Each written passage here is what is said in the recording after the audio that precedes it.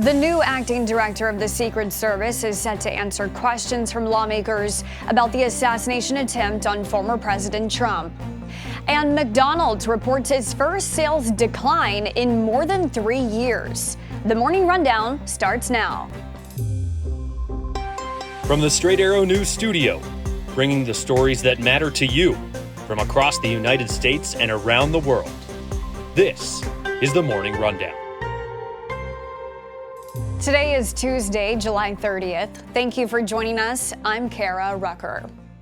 Happening today, the new head of the Secret Service will be on Capitol Hill testifying over the assassination attempt on former President Trump, as security questions remain to be answered.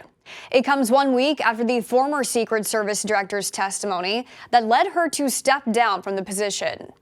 According to excerpts of Ronald Rowe's testimony reviewed by news outlets in advance, the new acting director is expected to tell lawmakers what he saw in Butler, Pennsylvania made him ashamed, and that he cannot defend why the roof where the gunman opened fire was not secured.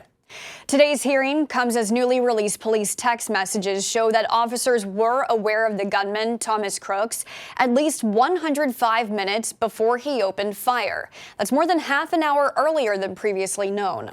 The local SWAT team also says they never spoke to Secret Service until after the assassination attempt. We're also learning Trump will sit down with the FBI on Thursday for what's called a victim's interview, which is typical in investigations where Trump will describe what he saw and experienced. It's been 17 days since the Republican presidential nominee nearly lost his life at that rally.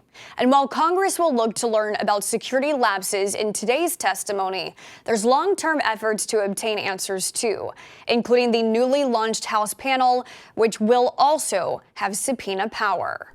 While all eyes are on the presidential election, control of Congress is also up for grabs in November.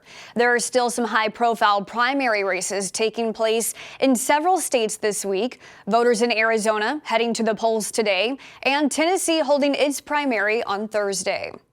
Senator Kyrsten Sinema, who switched from being a Democrat to an independent earlier this year, is not running for re-election. So there are new candidates for that open Senate seat, a highly sought-after one with the majority hanging in the balance this November. The top Democratic candidate is Ruben Gallego, currently a congressman, which means his House seat is up for grabs, along with several other House seats. And on the Republican side of the Senate race in Arizona, it's former TV anchor Carrie Lake leading over her opponent. In Tennessee, it's a controversial figure, House Representative Andy Ogles, facing a challenge and potentially close race. Ogles secured a major endorsement from former President Trump ahead of Thursday's primary. In case you missed it, President Joe Biden has laid out his plan to reform the Supreme Court. His proposal includes establishing term limits for the 9 justices and creating an ethics code. The ethics code proposal comes after a review of the justices' undisclosed personal and business dealings, namely those of conservatives Clarence Thomas and Samuel Alito. It also comes in the wake of some controversial rulings, like the 2022 decision overturning Roe v. Wade and last month's ruling on presidential immunity. Now, President Biden is also suggesting a constitutional amendment to change that.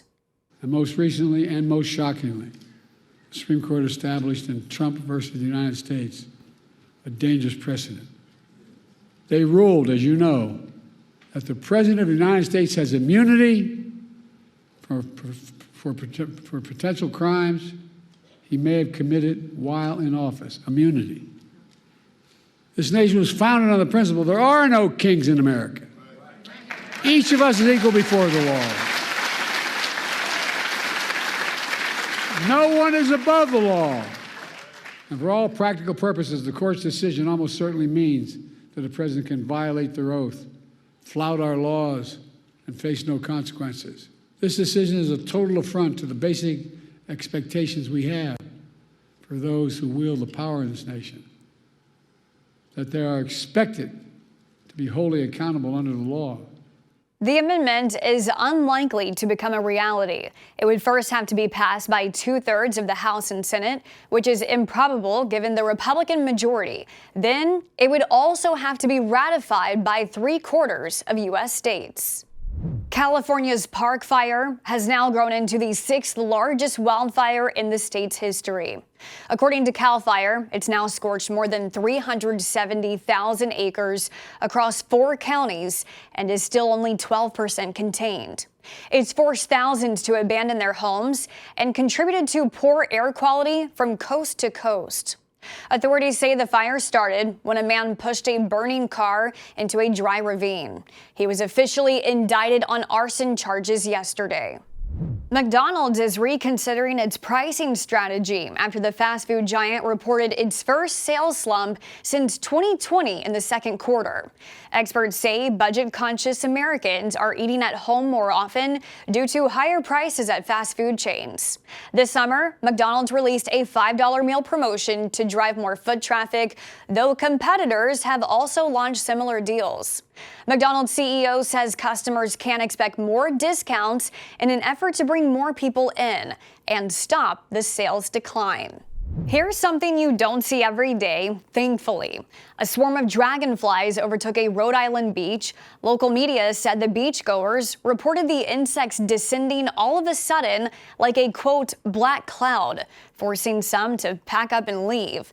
Even though it looks like a scene from a horror movie, experts say this is actually a normal occurrence, as dragonflies are starting their annual migration south. Finally this morning, an update from the Summer Games in Paris. Olympic officials postponing this morning's men's triathlon race after they say the Seine River remains contaminated with levels of E. coli too high for the swimming portion of the competition.